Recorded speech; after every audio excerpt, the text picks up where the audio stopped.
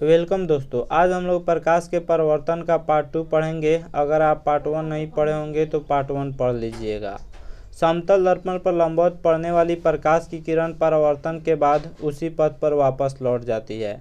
जैसे यह समतल दर्पण है और इस पर लंबवत अगर प्रकाश की किरण पड़ती है तो वापस इसी पथ पर लौट जाती है, यानी इसी दिशा में लौट जाती है। अगर यहाँ पे 90 डिग्री का एंगल बन रहा है, 90 डिग्री का एंगल बन रहा है तो इसी दिशा में वापस लौट जाएगी।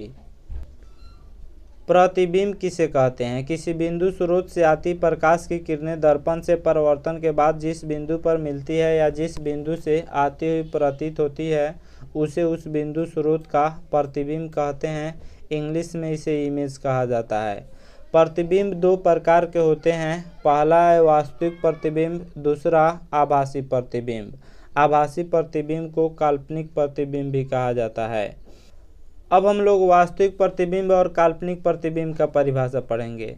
किसी बिंदु स्रोत से आती प्रकाश की किरणें दर्पण से परावर्तन के बाद जिस बिंदु पर वास्तव में मिलती है उसे उस बिंदु स्रोत का वास्तविक प्रतिबिंब कहते हैं।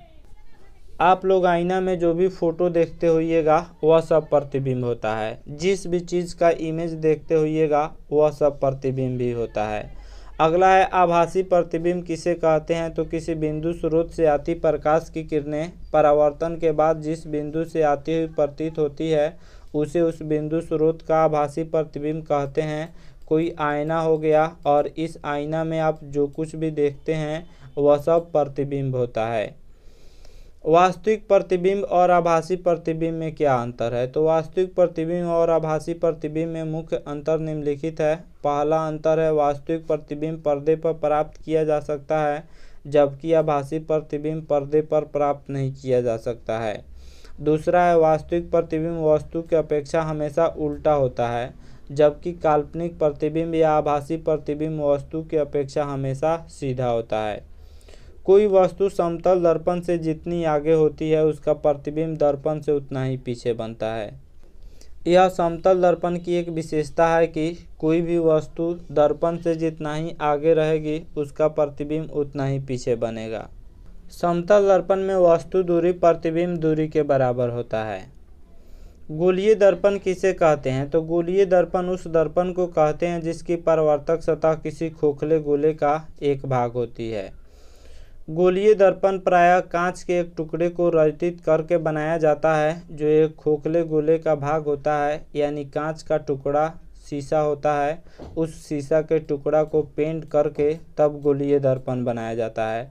रचित का अर्थ होता है कलई करके, यानी पेंट करके गोलीय दर्पण बनाया जाता है जो एक खोखले गोले का भाग होता है। गोलीय दर्पण दो प्रकार के होते हैं। एक होता है उत्तल दर्पण, दूसरा अवतल दर्पण होता है और दोनों को कलई करके बनाया जाता है। किसी भी गोलीय दर्पण को कांच के टुकड़े से बनाया जाता है। कांच का अर्थ शीशा होता है। शीशा को पेंट कर दिया जाता है तो वह गोलीय दर्पण होता है जो एक खोखले गोले का भाग होता है। कांच के इस टुकड़े की बाहरी सतह से रचित करने पर अवतल दर्पण बनता है, जबकि टुकड़े को भीतरी सतह से रचित करने पर उत्तल दर्पण बनता है। देखिए यह है अवतल दर्पण, बाहर से कलई किया हुआ है, बाहर से इसको रचित किया हुआ है। और यह है उत्तल दर्पण, यह अंदर से रचित किया है, यानी अंदर से इसका कलई किया हुआ है। ध्रुव किसे कहते हैं? तो गोलीय दर्पण के मध्य बिंदु को दर्पण का ध्रुव कहते हैं। ध्रुव को बिंदु P से सूचित किया जाता है। चित्र में बिंदु P दर्पण का ध्रुव है।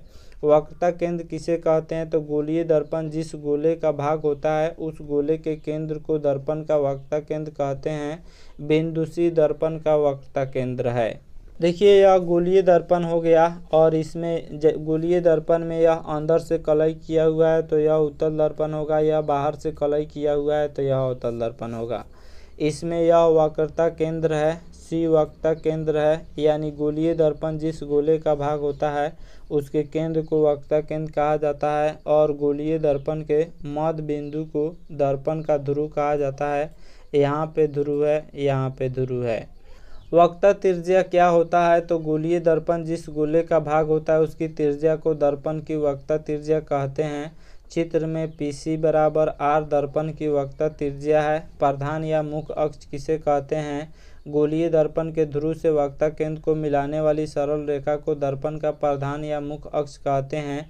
चित्र में P तथा C को मिलाने वाली सरल रेखा PC मुख्य अक्ष है। देखिए चित्र में P और C को मिलाने वाली यह जो रेखा है यही मुख्य अक्ष है और इसकी त्रिज्या यानी गोलीय दर्पण जिस गोले का भाग है उसकी त्रिज्या यह वक्ता त्रिज्या है। यहाँ से यहाँ तक की दूरी वक्ता त्रिज्या और गोलीय दर्पण जिस गोले का भाग होता है उसके केंद्र को वक्ता केंद्र कहते हैं और इसके मध्य बिंदु को ध्रुव कहते हैं। चलिए अब ऑब्जेक्टिव क्वेश्चन आंसर का सेट दिया हुआ है, इसको बनाइएगा। प्रतिबिंब कितने प्रकार के होते हैं? तो हम लोगों ने पढ़ा है प्रतिबिंब दो प्रकार के होते हैं, वास्तविक प्रतिबिंब और आभासी प्रतिबिंब या काल्पनिक प्रतिबिंब। अतः 2 आंसर हो जाएगा। दूसरा है किस प्रकार के प्रतिबिंब को पर्दे पर प्राप्त नहीं किया जा सकता है? तो आभासी प्रतिबिंब को पर्दे पर प्राप्त नहीं किया जा सकता है। वास्तविक प्रतिबिंब को हम पर्दे पर प्राप्त कर सकते हैं लेकिन आभासी प्रतिबिंब को नहीं प्राप्त कर सकते हैं, इसीलिए आभासी प्रतिबिंब राइट आंसर होगा। आगे है किस प्रकार के प्रतिबिंब वस्तु की अपेक्षा उल्टा होता है? तो वास्तविक प्रतिबिंब वस्तु की अपेक्षा उल्टा होता है, तो वास्तविक प्रतिबिंब आंसर हो जाएगा। आभासी प्रतिबिंब वस्तु की अपेक्षा हमेशा सीधा होता है। अगला प्रश्न है गोलीय दर्पण के बाहरी सतह से रहित करने पर कौन सा दर्पण बनता है? तो गोलीय दर्पण को अगर बाहरी सतह से रहित किया जाता है तो अवतल दर्पण बनता है और भीतरी सतह से रहित किया जाता है तो उत्तल दर्पण बनता है, इसलिए अवतल दर्पण आंसर हो जाएगा। अगला प्रश्न है ध्रुव को सूचित किया जाता है, ध्रुव को P से सूचित किया जाता है, वक्ता केंद्र को C से सूचित किया जाता है तथा वक्ता त्रिज्या को R से सूचित किया जाता है, तो 1 का B आंसर होगा। 2 नंबर किस प्रकार के प्रतिबिंब को पर्दे पर नहीं प्राप्त किया जा सकता है? तो आभासी प्रतिबिंब होगा। 3 नंबर किस प्रकार के प्रतिबिंब वस्तु की अपेक्षा हमेशा उल्टा होता है? तो वास्तविक प्रतिबिंब हो जाएगा। 4 नंबर गोलीय दर्पण के बाहरी सतह से रहित करने पर कौन सा दर्पण बनता है? तो बाहरी सतह से रहित किया जाता है तो अवतल दर्पण बनता है और भीतरी सतह से रहित किया जाता है तो उत्तल दर्पण बनता है। 5 नंबर ध्रुव को P से सूचित किया जाता है। आशा करता हूँ यह वीडियो आप सब किसी को काफ़ी पसंद आया होगा। हमारे चैनल को सब्सक्राइब करें, इस वीडियो को लाइक करें तथा अधिक से अधिक शेयर करें। Thanks for watching my video.